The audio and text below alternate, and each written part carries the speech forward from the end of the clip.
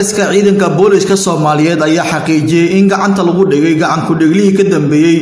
dilka Allah u naxariistay samafale caawi bulsho isbatoore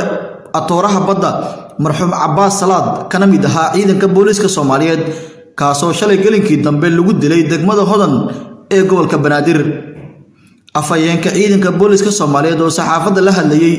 ayaa sheegay baaris dheer oo ay sameeyeen ciidanka booliska Soomaaliyeed ay ku ogaadeen in dilka atooraha badda uu ku dambeeyay saaxiibkiis Shucayb kaasoo baraha bulshada loogu yaqaano Lelefu isla markaana hadda ku jiro gacanta booliska isagoo sheegay inuu qirtay dilka saaxiibkiisa Allah u naxariistay marxuum samafale atooraha badda iyo saaxiibkiis Lelefu ayaa soo dhaxgalay khilaaf ku aadan lacag tirada lagu sheegay inay gaarayso $60,000 ayna soo direen dad muxsiniin ah